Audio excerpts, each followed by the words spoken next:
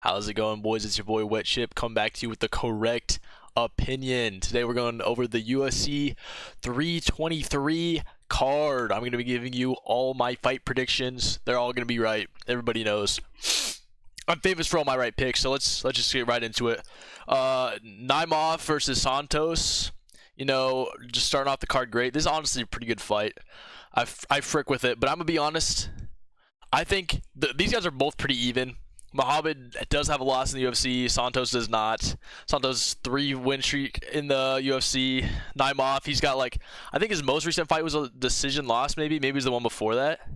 Oh, last fight was a win, so it was the fight before that he had a decision loss. But he has been kind of on a tear his first couple fights, submitting people like it was nice. But I mean, I just think for this matchup with the reach advantage Santos has, I think Santos has a slight edge here. I think it's going to be a decision. Santos, unanimous decision. Oh, frick. I'm thinking 29-28 decision. Mario. Oh my god, what's his website so ass? Mario Santos. All right. Up next, Abdul Malik versus Trakoli. All right. So besides just Abdul Malik being from the United States, obviously I support the boys USA. You know what I'm saying? Up in this hoe. Another reason I'm going for Abdul Malik, Trakoli got TKO'd by Shara Bullet. Now, the normal person might think, oh my god, Shara Bullet's good. He's not good. I predicted the Shara Bullet losing to MVP. I called that. As soon as the fight announced, I was like, easy for MVP. Shara Bullet, he just looks cool. He's not really that good of a fighter. He had that crazy knockout, but he's not really that good of a fighter, I'm gonna be honest. And Trakoli got knocked out by punches on his feet.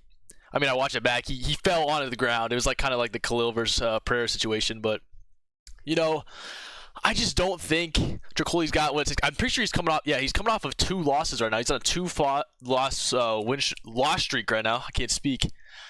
Abdul Malik, 8-0, man. He's dialed in. He's got to win. He's looking big. And I think we're looking at a Abdul Malik KO. Second round. No, I'll go in TKO. He's not going to knock him out. He's going to stumble him, and then I'll just ground and pound finish. Give me a Abdul Malik finish, second round. Up next, we got Ibo Aslan and Iwo Baranask. You know what I'm saying? I'm gonna go here with Iwo. Can you guys even see that? My freaking face came in the way. There you go. That's how you say his name.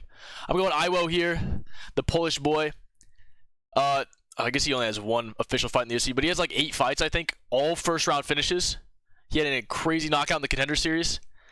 Ibo Aslam, I think he's just overrated, I'm gonna be honest. I think he's overrated. I'm pretty sure he's got 2 losses in the UFC already. He's got 4 fights. This is going to be hopefully a Contender Series win for Iwan, and they're going to be spamming, oh, this guy's from the Contender Series, to try to get you to tune in on Tuesdays when that comes back. But I think Iwo got it. Iwo's got this one. What's the reach advantage here? Oh, he's got 0 inches of reach. Frick, dude. I didn't know he was fighting without his legs or his freaking arms. They cut off my boy's legs and arms before this fight. They want the turkey market that bad? They're chopping off these guys' limbs? That's crazy.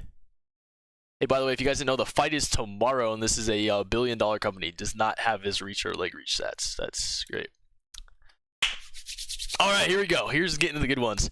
Edson Barbosa versus Jalen Turner here, boys.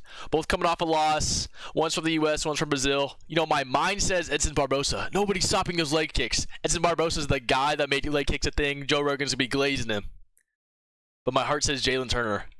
And there's only one reason. Right here.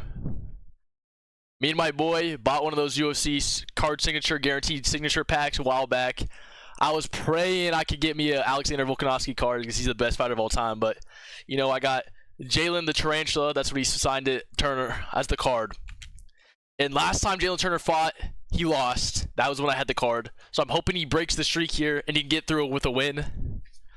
But being serious, I don't think Jalen Turner stands a chance, I'm going to be honest. I think Edson Barbosa very easily beats him. Either, very dominant decision or, I don't really see Edson Barbosa. Okay, maybe he gets, a crazy head kick, but I don't know.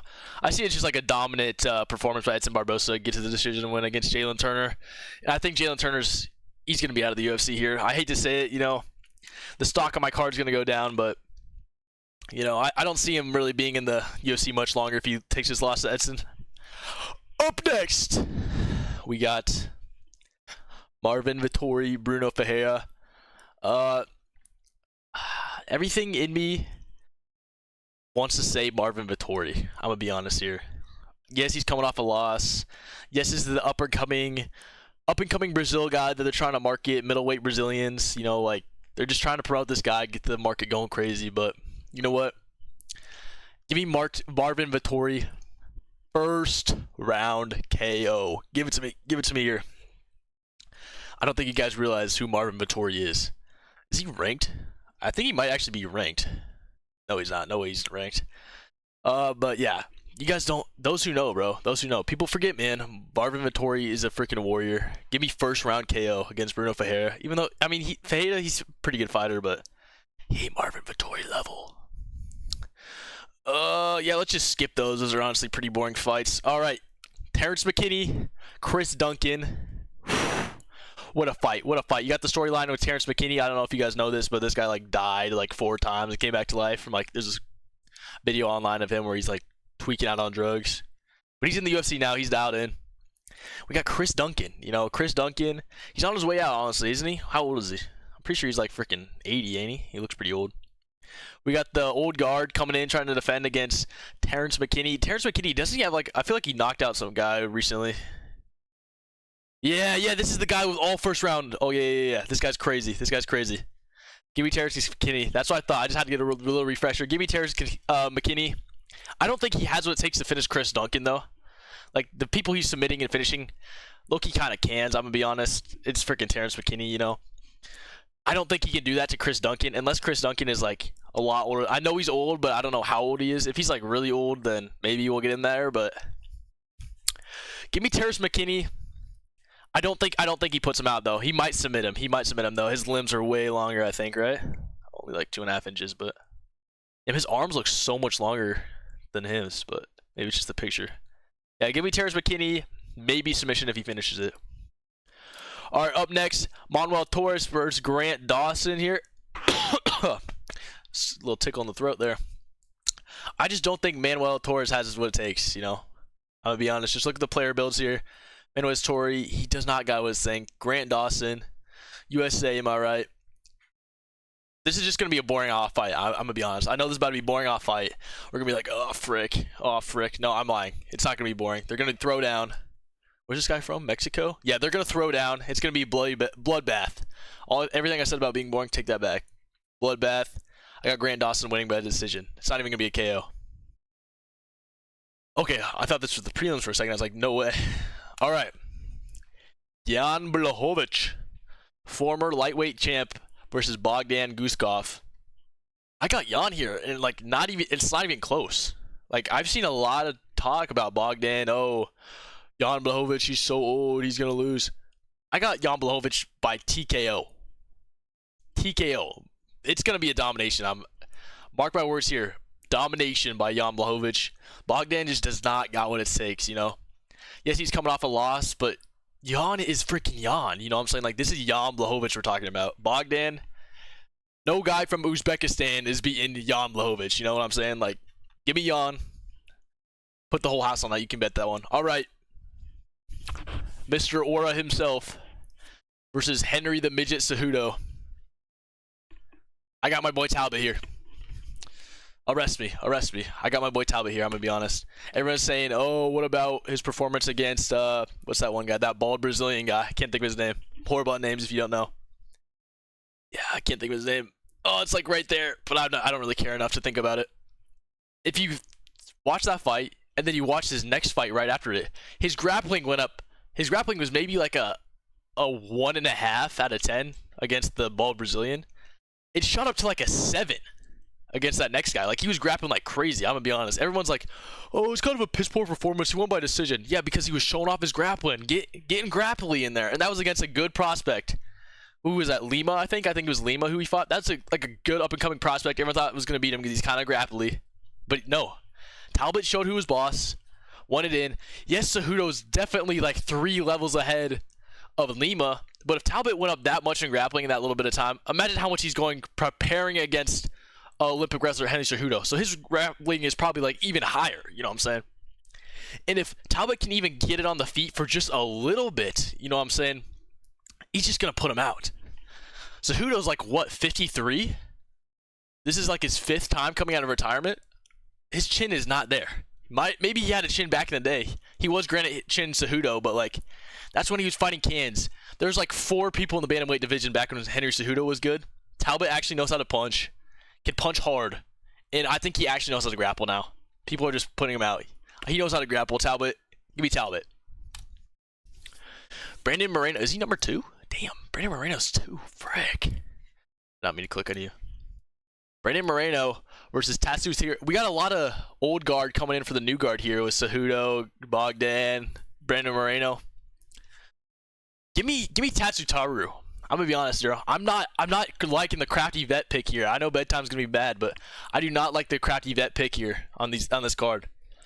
I don't know if you guys seen his performance. I know it was against a short notice step-in guy, but like he is so good. He is so good. I'm not saying Brandon Moreno's not good, but Tatsutara, I think how you say his name, he's really good. And I think, what is this, flyweight? He's not beating Pantoja. Nobody beats Pantoja. But he's beating Brandon Moreno. And I think a good fight once Brandon Royval wins in the fight night coming up. By the way, that prelims card on the fight night with the Brandon Royval fight night, horrible prelims. Gonna sleep through that probably. I think a Brandon Royval versus Tatsutara matchup to face Pantoja again for the title, that'd be a good matchup. Give me Tatsutara. This is 3 rounds. I don't know why it wouldn't be 3 rounds. Give me Tatsutara. Frick, but Brandon Moreno's really good at wrestling. I'm not. 3rd round decision. Give me. Oh, frick. I could really see him beating up Brandon Moreno, I'm gonna be honest. Like, I could see him peppering up Brandon Moreno, maybe getting him a TKO. I'm going late TKO, maybe 3rd round decision, you know? 3rd round TKO or, like, decision. The first title fight of the card, Alexandre Pantoja versus Joshua Van. Alexandre Pantoja, and it's not even close. If you think for, like, a second Joshua Van is beating Pantoja, like, maybe go watch something else. I don't even think he has a chance. And this is coming from a guy who thought that, what's that guy? The Australian that just fought him. Frick, I'm so bad with names. But, you know, the guy that's like, sticking his tongue out and all that. Coming from a guy who thought he might have a chance against Pantoja. Like, a slight chance. Because, like, in the Contender Series, it was a close fight. And, like, you know, it was iffy. So I thought, you know, maybe he'd get better. And just, Pantoja just laid it on him. Joshua Van is nowhere near the skill of that. The Australian guy I can't think of. You guys know who I'm talking about. I think he's really good at striking, but he's not really good at Pantoja. You know what I'm saying? Pantoja's really good at grappling, striking. He's good at everything. He's really good at striking. Yeah, maybe he's got a little jiu-jitsu in him, but not Pantoja jiu-jitsu. Not Pantoja jiu-jitsu. Also, how is Hamzat above Pantoja? I have not seen Hamzat strike good with anybody. He just grapples. So pound for pound, the more well-rounded fighter should be above him. Let's get that fixed, please. Thank you. Main event time. Merab Dvalishvili versus Petr Yan. Another one of these. Give me Merab. There's going to be 2 and stills tonight. The belt is not changing hands. Peter does not got what it takes to beat Merab. It's just not happening. It's just not. I think also, especially if this is a dominant performance against Petr Yan, I think we got to have the discussion. Merab, top 3, top 1 conversation. You know what I'm saying? I'm all for Demetrius Johnson being number 1 right now. My top 3 is Demetrius Johnson, GSP, and then it used to be Volk, but I moved Islam Makhachev up. That's my top 3 right now. We might be time to talk about Merab being 2 or 1 if he beats Petr Yan. I'm gonna be honest, because if you think about the division of bantamweight, every single one of these contenders could easily be champ. Petr Yan, really good fighter, could easily be champ. Sean O'Malley was champ, could easily still be champ if Merab wasn't there. Corey Sandhagen, he's still really good. I don't know about champ. Umar Nurmagomedov, really good fighter, could easily be champ in this division if Merab was not there. There's so many killers in bantamweight, and Merab just light works all of them. The only one that like kind of has a question mark on it is Petr Yan when they fought before he was a champ. And if, like I'm saying, if he dominant performance Petr Yan here, I'm telling you, bro. Top 3 easily. Top 3 pound for pound GOAT of all time. I was originally a Marab hater. When he fought Sean O'Malley the first time, I was a Marab hater. I switched over. We're on the Marab bandwagon. I just like everybody in bantamweight now. I don't really hate nobody. You know, I'm not a big hater in the bantamweight division. But, you know, there's my picks. Let me know what you guys think. Make sure you put your house on this entire parlay because they're all hitting. And, yeah. See ya.